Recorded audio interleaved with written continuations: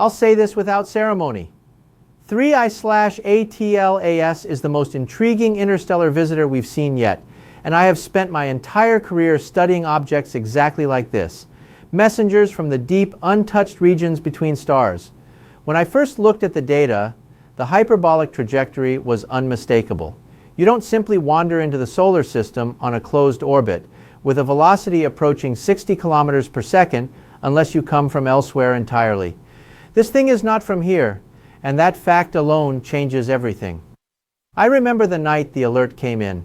A small network of observatories flagged an object accelerating through the constellation Perseus. Its motion too fast and too steep for any ordinary comet brewed within our own cosmic neighborhood. The orbit screamed Interstellar. Within hours, social media drowned in images. 8K comet, alien probe, the next Oumuamua, endless speculation dressed as revelation. And I sat there staring at both worlds at once. The scientific one, calm and methodical, and the digital one, electrified by sensational imagery. What fascinated me immediately was the gap between what people thought they saw and what the physics actually said. Those viral pictures, beautiful, yes. Accurate? Not in the way most people assume. They weren't NASA or ESA visuals. They weren't captured by million-dollar instruments floating above Earth's turbulent atmosphere. They were the product of dedicated, sleepless astrophotographers stacking exposures again and again, aligning each layer to compensate for Earth's rotation and the comet's hyper-fast movement. I imagined the scene behind every frame. Someone in a cold backyard observatory fighting atmospheric distortion, repeatedly calibrating the sensor, adjusting the mount to chase a dot racing across the star field. The result is breathtaking because it shows the brightest parts of the comet, the shimmering coma blooming as sunlight vaporizes its exotic ices, and the developing tail streaming into darkness. But they're not 8K. They're works of passion, processed, sharpened, denoised, deconvolved, stretched until the faintest wisps of gas emerge from the background. And still, they're not the deepest truth. The real detail is not visual. It is chemical, physical, structural, locked in the spectroscopy. The moment I saw the initial spectral lines, I knew we were dealing with something dynamic, shedding jets of gas and dust in rhythmic pulses. These jets, microscopic eruptions from the warming surface, tell us about the interior composition. They tell us what kinds of ices hide beneath those layers: water, carbon monoxide, methane, possibly complex organics. They are fingerprints of a birthplace we cannot see. And that is the true miracle of an interstellar comet. It carries material from a star that is not our own, from a system that formed under different temperatures, different pressures, different cosmic histories. This is a message in a bottle, tossed across light years. What strikes me as almost poetic is how people frame these images as the most detailed ever, when the real detail is invisible to the naked eye. It exists in the way photons shift when they leave the comet, in the subtle color distortions inside spectral bands, in faint molecular signatures that tell us how old the comet might be, or the environment in which it formed. Sometimes scientific detail is not something you can look at. It's something you have to listen to mathematically. And yet, because human nature gravitates towards spectacle, the internet birthed another wave of speculation. Was 3I/ATLAS artificial? Was it a probe, a reconnaissance craft, a sequel to the debate around Oumuamua? People love mysteries, especially when space is involved. I understand the impulse, but I also understand gravity, thermodynamics, outgassing, and the engineering required to produce a star-hopping vessel. This object showed none of that. No anomalous acceleration, no artificial reflectivity, no structured thermal signatures, no radio emissions. If an extraterrestrial civilization sent a probe across the abyss, you would expect intentionality encoded in its behavior, frequency bursts, controlled movement, geometric structure. This This is a natural wanderer, a frozen relic of a forgotten disk of gas and dust orbiting a distant sun. But that doesn't make it less extraordinary. In fact, it makes it more, because natural objects speak honestly. They don't hide motives or intentions. They simply exist. They tell the story of their origin through chemistry and motion. And as the comet sliced deeper into the solar system, its approach promised a rare window, a chance to analyze a pristine shard of another world before it arcs back into eternal darkness. When people ask me what excites me most about 3I/ATLAS, I tell them it's the fleeting nature of the encounter. We have until late 2025 to observe it at peak clarity before its brightness fades and it escapes forever. There is no second chance with an interstellar visitor. You take what the universe gives you in that brief moment. I keep thinking about how many billions of years this object wandered the void, untouched, unobserved, waiting for this tiny intersection with our relatively young species. And here we are, chasing it with telescopes, data pipelines, and the collective imagination of millions. We are witnessing an alien artifact not crafted by hands, but by the cold physics of star birth and gravitational scattering. And as I look through the newest measurements, I remind myself, the real story is not the pictures. The real story is the matter itself, older than Earth, older than the Sun, possibly older than the very dust clouds that formed our solar system. That is where the detail lives, not in pixels, in origins. As more observatories locked onto 3I/ATLAS, the world kept circling back to those viral images, insisting they were definitive proof that we were looking at an object unlike anything seen before. But when I examined them closely, frame by frame, I saw what I always see, the limits of ground-based observation.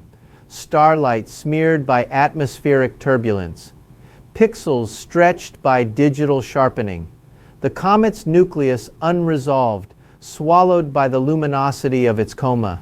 People saw perfection, but I saw the fingerprints of Earth's atmosphere imprinting its own distortions on a visitor from another star. And yet, despite all its imperfections, those images had a kind of fierce beauty, a testament to the human instinct to reach out, to see, to record. I know exactly how those astrophotographers worked. Long nights with frost on their lenses, dozens of corrective frames taken to subtract thermal noise, hundreds of exposures stacked to tease out tiny gradients of light near the comet's core, a process that lives halfway between art and science fueled by obsession. But even their most flawless composite cannot reveal the true nature of 3I/ATLAS. For that, we look at the spectra. I remember the first time I saw a clean spectrum from a European ground array. Bright, sharp emission lines. Peaks corresponding to cyanogen, diatomic carbon, the familiar fingerprints of a comet, but alongside them, faint whispers of exotic volatiles that don't usually survive long in the inner solar system. Materials conditioned by environments far colder, far older, reshaped by temperatures our planet has never known. That was the moment I realized we were looking at something chemically ancient, perhaps forged on the outer rim of a distant protoplanetary disk. The jets too revealed their story. Each jet, a plume of vapor carrying dust, fragments, micro shards of its birthplace, told us how the comet reacted when encountering our sun for the first time. The energy input was enormous. Heating triggered bursts of sublimation that twisted into spirals as the nucleus rotated. These patterns revealed clues about the nucleus's shape, its spin rate, the uneven geography of its surface. Not alien machinery, not controlled movement, just physics, beautiful, raw physics. One jet in particular caught my attention. Its spectral profile was slightly shifted, indicating the presence of carbon monoxide frost sublimating violently as the nucleus warmed. That kind of frost forms only in temperatures near absolute zero, conditions found in the dark outskirts of stellar nurseries. Imagine that, a chunk of ice, billions of years old, carrying within it the temperature signature of a star we have never seen. This is why I kept telling people, detail isn't pixels, Detail is chemistry. Meanwhile, online theories about artificial origin grew louder, as they always do. Some insisted the jets looked like engine exhaust. Others claimed the coma's glow formed a perfect geometric halo. I've heard these stories for decades. Humanity is hardwired to interpret patterns as intention. We want purpose embedded in randomness. But the jets followed thermal models precisely. The brightness variations correlated with rotation. The structure of the tail matched what we've observed in countless solar-borne comets. No deviations, no anomalies, just a pristine, unmodified interstellar time capsule shedding its ancient skin as it sailed through sunlight. When I spoke about this publicly, people asked me why I seemed so calm about something so extraordinary. I wasn't calm, I was enthralled. But awe doesn't require fantasy. Reality is awe-inspiring enough. And the more data came in, the more it became clear that 3I/ATLAS was unlocking secrets that no 8K viral image could ever match. One issue that dominated discussion was the size of the nucleus. Many viral posts claimed it was enormous, city-sized, miles wide, monstrous, and alien. But using thermal flux and brightness curves, we estimated its diameter to be just a few hundred meters, consistent with small active comets. A fragment, not a fortress. A wanderer, not a vessel. But size was never the point. The point was its purity. Objects born in our solar system have been cooked, irradiated, rearranged over billions of years. But interstellar comets, they are untouched. They hold the primordial recipe of another system. The ratios of volatile ices, the isotopic imprints of their parent star, the echoes of ancient collisions and migrations. Every time we decode a spectral line, we unlock a chapter in a story written before the Earth existed. That is why I couldn't look away. One evening, after reviewing the latest data from a Chilean telescope, I noticed a subtle asymmetry in the coma, an arc of brightness curving away from the nucleus. At first glance, it looked like an artifact, but with further analysis, it revealed the early stages of a bifurcated tail, one composed of dust, the other of ionized gas guided by the solar wind. A classic cometary signature, not a propulsion system, not artificial symmetry, just an object struggling to survive its only pass through our sun's domain. Then came the theories that it was fragmenting intentionally, shedding layers like a programmed machine. But fragmentation is what small comets do when heated rapidly. Stress cracks build, sublimation increases pressure from within, and eventually the structure gives way. If 3I/ATLAS breaks apart, and it might, it would be the most natural thing in the world. Still, as the days passed, I felt a growing urgency.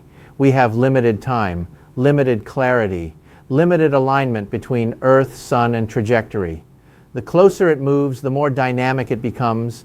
The more dynamic it becomes, the harder it is to observe with precision.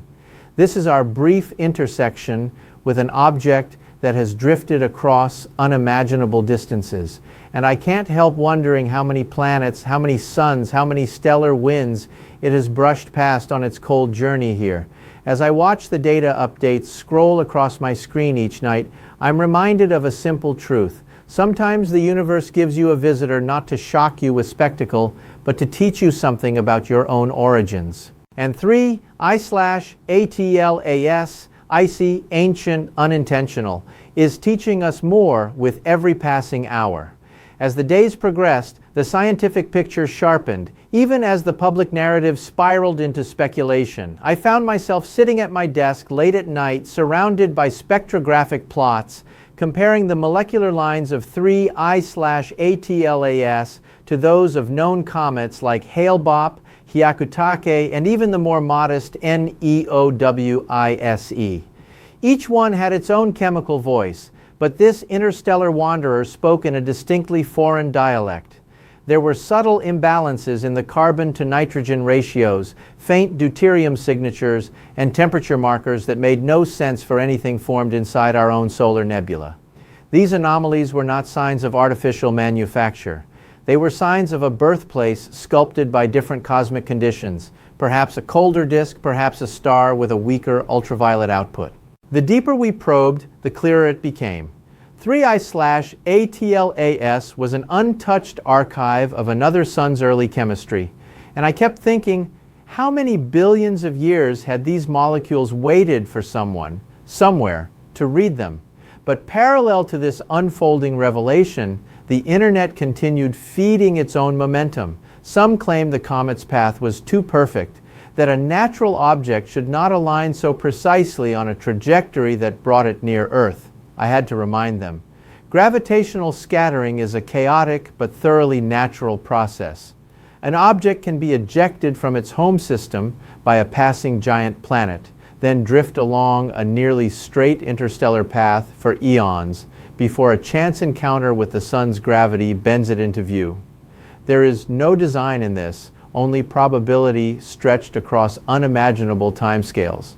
The universe is vast, and randomness is often mistaken for intention. Meanwhile, our instruments continued to harvest data. One evening, I was reviewing a series of time-lapse images taken from an observatory in Hawaii. Over the course of an hour, the comet's jets pulsed with subtle changes, brightening, fading, shifting their angles. At first, it almost looked coordinated, like an engine cycling through phases. But as I matched the brightness to the rotation curve we'd estimated from previous nights, everything clicked. These fluctuations were tied to the comet's spin. As different regions of the nucleus rotated into sunlight, new jets awakened while others died down. It was like watching a frozen world breathe for the first time in millions of years. And in that moment, the comet felt less like a mystery and more like a living relic from a cosmic childhood. Still, the public fascination with alien origin persisted. Interviews, podcasts, comment threads, everywhere I turned, someone wanted to believe that 3I/ATLAS carried intention, that it was a probe, a beacon, a sign. I never dismissed the search for extraterrestrial intelligence. It is one of the most profound scientific quests of our time.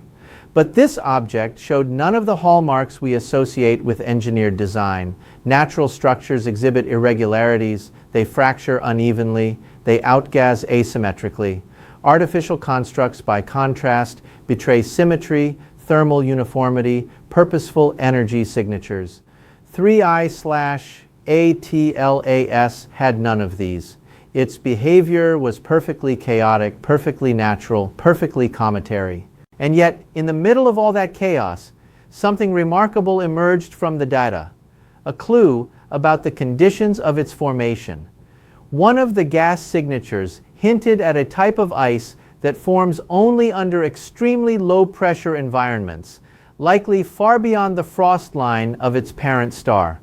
That meant this comet originated in the extreme outskirts of its system, perhaps even in an analog to our own Oort cloud. Think about that. Our solar system has an outer shell of trillions of icy bodies, stretching nearly a light year from the sun. If another system has something similar, and it almost certainly does, then 3I/ATLAS may be a cast-off from that distant reservoir, hurled into the void by a gravitational encounter that happened long before humans learned to walk upright. This realization brought a strange sense of intimacy.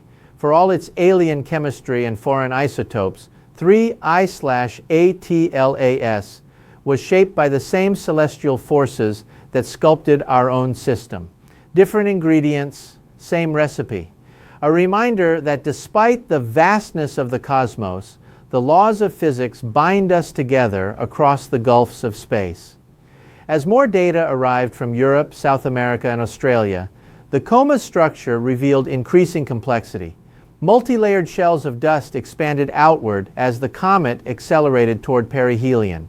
Some shells contained faint traces of hydrocarbons. Others carried dust grains so old they predated the formation of Earth's crust. To look at those readings was to look backward in time, farther than any telescope alone could. That was when it dawned on me. Interstellar comets are not just visitors, they are time capsules. They are fossils made of ice, carrying within them the chemical history of entire star systems. And yet, even with this profound scientific clarity, one persistent misconception lingered. People believed that because the images were detailed, the object itself must be visually extraordinary, some kind of crystalline shard or metallic object. But most comets, including interstellar ones, are rugged, misshapen lumps, more akin to cosmic gravel than starships. They tumble unpredictably, crack under thermal stress, and shed dust in violent bursts. The beauty we see in processed images is not the nucleus. It is the light reacting to the gases that pour out of it. The nucleus remains hidden, unresolved, a dark kernel masked by its own activity. But perhaps that's part of the allure, the unknown core, the unseen heart. The idea that something so small, so dim, could cross interstellar space and briefly intersect the orbit of a civilization capable of reading its chemistry. It's humbling. It makes me wonder how many such objects pass silently through the void without anyone noticing. How many stories we never get to read because they never pass close enough for our instruments to catch. Every night, as I study the incoming datasets, I feel a growing sense of reverence. This comet is not a messenger of intention. It is a messenger of nature. It is here not to communicate, but to exist. And in existing, it reveals secrets that would otherwise remain forever locked within the cold boundaries of a distant sun. As more observatories synchronized their efforts, the international scientific community reached a rare moment of unity. Data flowed from telescopes across Chile, the Canary Islands, Arizona, South Africa, and Australia, each station capturing the interstellar traveler from a slightly different angle as it carved its luminous path through the solar system.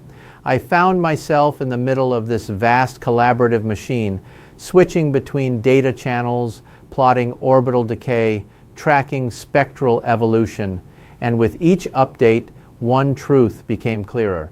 The real breakthroughs we were searching for would never come from any viral 8K image. They would come from the molecular fingerprints encoded in the comet's light. One night, a new set of spectra arrived from Paranal Observatory, taken with extreme precision at a moment when the comet was particularly active. The readings contained something breathtaking, a spike in a rare organic compound not typically seen in comets originating from our system. For a moment, I stared at the waveform in silence. It wasn't a sign of life, it wasn't a message, it wasn't a biological anomaly, but it was a clue. This molecule likely formed in an environment with a drastically different radiation profile than our early solar nebula. Perhaps the parent star of 3I/ATLAS emitted softer ultraviolet light, allowing fragile compounds to survive. Or maybe it formed farther from the star, where cosmic rays sculpted its chemistry in ways our own comets never experienced.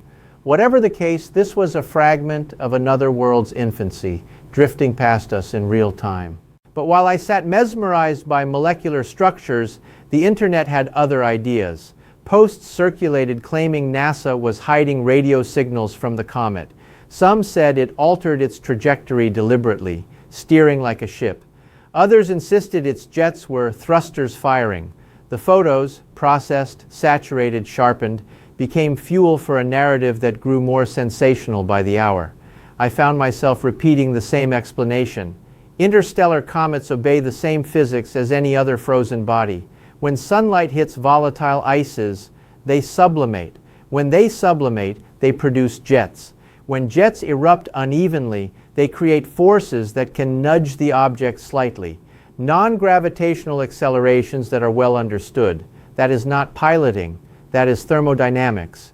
But facts rarely overpower fantasy, especially when the cosmos is involved. People crave intention behind cosmic events. They want stories, not equations. And I understand that impulse. I grew up dreaming about alien civilizations too. But I also learned that nature, when understood properly, is far more spectacular than any science fiction. And 3I/ATLAS proved that every step of the way. As the comet approached the midpoint of its inbound trajectory, astronomers noted a dramatic increase in its activity. The coma swelled, the tail lengthened, and new jets erupted from cracks deep below the surface. The comet was waking up, and like anything roused from a frozen sleep of millions of years, it reacted violently. Observatories detected spiraling structures in the gas tail, waves shaped by the sun's magnetic field. Electrical interactions ignited faint blue emissions along the ion tail, glowing like neon threads pulled taut by solar wind. These features were unmistakably natural, rooted in plasma physics, not alien technology. Despite the public chaos, the scientific clarity sharpened. The rotation period of the nucleus stabilized around a predictable rhythm. The dust-to-gas ratio was lower than in most comets, suggesting the nucleus was unusually icy, perhaps formed in a region dense with frozen volatiles. The isotopic signature hinted at a stellar nursery older than the one that birthed our sun. Everywhere I looked, I saw pieces of a cosmic puzzle falling into place. And yet, the closer we got to perihelion, the more fragile the comet became. I noticed hints of structural stress in the brightness fluctuations, irregular dimming, sudden outbursts of gas, asymmetrical tails, all classic signs of a nucleus under thermal strain. If 3I/ATLAS were to fragment, this would be the phase when it would happen. Many comets don't survive a close solar approach. They tear apart, vaporize, disperse into dust. But I hoped this one wouldn't, not because I feared losing an alien artifact, but because I wanted more time to listen to its chemical voice. Every day it survived meant more data, more spectra, more signatures of a star system we will never visit. And I wasn't alone. A global network of scientists watched each reading with collective breath held, hoping the ancient traveler would hold itself together long enough for us to finish our analysis. Yet even with all this complexity, one persistent misconception lingered in the public, that interstellar objects must be rare, perhaps even singular, but this is not true. Our galaxy is full of debris, shattered planets, rogue asteroids, lost comets, drifting between stars. Most never come close enough for us to see. 3I/ATLAS is special not because it exists, but because it crossed our path at the perfect moment in history, when our instruments were finally sensitive enough to study it in detail. Every time I explain this, I return to the same point. The universe is not quiet. It is dynamic, crowded, turbulent. Stars form, planets collide, debris scatters, and occasionally a piece of that chaos drifts across our sky like a visitor entering a lit room from a dark hallway. As the comet continued its inward plunge, I felt a growing sense of urgency. Our window was shrinking. Our visitor was accelerating toward a narrow corridor of heat and gravity.